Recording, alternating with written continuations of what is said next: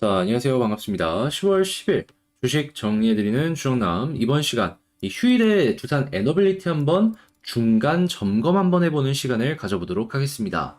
일단 차트를 한번 봤을 때, 일단 여기서 횡보를 해주는 모습이 보여주고 있어서 그나마 좀 한숨 돌렸다? 라고 생각을 하면서도 일단 약간 불안한 부분 하나, 좋아 보이는 부분 하나, 이렇게 좀 갈리는 모습이 보여주고 있어가지고 양쪽을 다 살펴봐야 될 것 같다라고 생각이 들거든요. 지금 봐야 되는 게 어떤 것들이 있는지 하나씩 살펴보도록 하겠습니다. 자, 일단 가장 먼저 나오고 있는 뉴스를 좀 보자면 최근에 이 러시아에서 우크라이나 쪽으로 가는 주요 보급로 중에 하나인 이 크림다리에서 대규모의 폭발이 발생을 하였다라고 내용이 나오고 있습니다. 이것 때문에 이 푸틴이 굉장히 이 부분은 민감한 부분이다라고 생각을 했는지 굉장히 이 적극적인 보복에 대한 이야기를 하는 걸 확인을 할 수가 있는데, 근데 여기서 나오는 적극적인 보복이 무엇일까를 생각을 해보면은 요즘에 계속해서 이 뉴클리어, 핵에 대한 이야기가 계속 나오고 있죠. 그러다 보니까는, 이게 여기까지는 안 갔으면 좋겠다. 이게 최소한의 선이라는 게 있는데, 이 선이라는 걸 과연 러시아가 넘길 건지 안 넘길 건지 요거에 대해서 관심은 계속 집중되고 있는 모습이 보여주고 있다. 이렇게 생각이 들고 있는데, 일단 이런 이야기가 나왔다라는 것 자체만으로 시장의 관심은 계속 집중이 될 것이고, 특히나 이 서방 진영 같은 경우에는 아마도 지금보다 규제를 훨씬 더 키우려는 움직임이 보이지 않을까 예상을 해볼 수가 있을 것 같습니다. 그러니까 예를 들어서 혹시 몰라서 러시아랑 이 우크라이나가 전쟁이 끝나게 된다면 뭐 가스만이라도 향후에 좀 싼 가격에 수입을 해오는 이런 것들을 좀 생각하고 있는 이런 부분들까지도 이 선을 넘는 모습을 러시아에서 보여주게 된다면 규제로 이 맞대응을 할 가능성이 존재를 한다는 것이죠. 자, 그렇게 된다면 일단 러시아 같은 경우에는 에너지를 이 서방 진영에 수출하는 게 굉장히 이미도 급감을 하지만 향후에도 이제 그렇게까지 많은 양을 판매하는 건 힘들어지지 않을까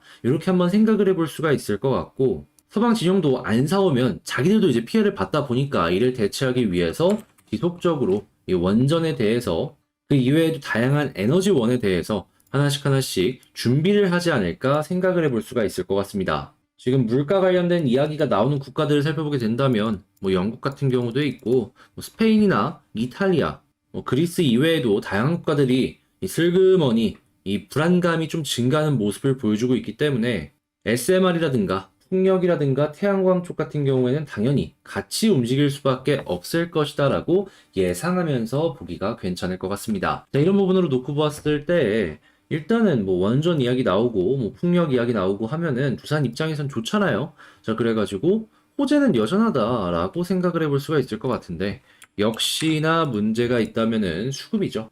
일단 계속해서 시장이 안 좋았을 때도 어느 정도 버티던 수급이 마이너스로 끝나주는 모습이 보여줬습니다. 외국인 기관 마이너스 보여주고 개인만 매수해주는 모습이 보여줬는데 이게 계속해서 연결이 되는 모습이 보여지게 된다면은 솔직하게 여기서 한번 더 빠져도 이상할 게 없습니다.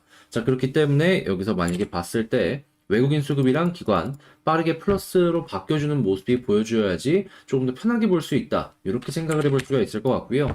차트를 놓고 봤을 때는 지금 11선 돌파를 못하고 계속 빠지는 모습이 보여지고 있는데 요 11선 돌파를 해주는 모습은 좀 나와줘야지 편하게 볼 수 있다. 자, 그런데 11선 돌파했을 때 우리가 지금 추가적으로 볼 수 있는 게 뭐인지에 대해서 말씀을 드리자면, 자, 과거의 패턴을 놓고 봤을 때에도 11선 돌파문보다 21선까지는 한 번 정도는 시도를 하려는 움직임이 보여지게 된다. 자, 그렇다라고 한다면은 일단 11선 돌파해주는 모습이 보여지게 된다면은 21선까지는 이렇게 올라가려는 시도를 보여줄 수 있을 것이고, 만약에 21선까지도 이렇게 뚫어주는 모습이 보여지게 된다면 이전에도 말씀드리는 61선 부근까지 여기까지는 한번 해줄 수 있을 것 같은데 480일이랑 겹쳐있는 부분이 존재를 하기 때문에 요 언저리까지는 21선까지 뚫었을 때 이렇게 가주는 거 기대하기 괜찮지 않을까 싶네요. 11선을 돌파해주는 모습을 보여주게 된다면은 21선을 맞닿기 전까지는 매도는 생각하지 말고 좀 보고 있다가 뚫어주게 된다면 조금 더 올라가는 그림을 생각해보기 괜찮다라는 것이죠.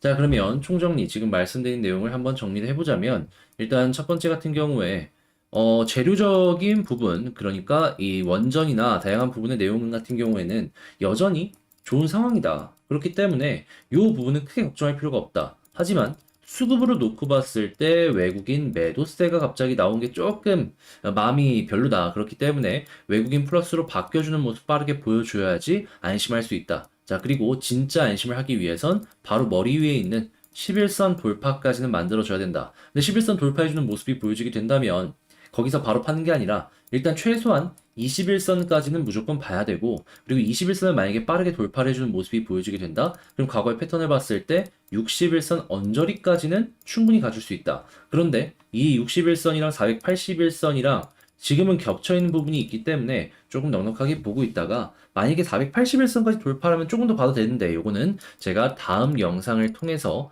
그때가 오면은 다시 한번 다뤄보도록 하겠다. 이렇게 말씀드리도록 하겠습니다. 자, 그러면 총정리 해보면 그냥 지금은 11선 돌파 언제 하는지 요것만 보자. 이렇게 핵심을 딱 잡을 수가 있겠죠.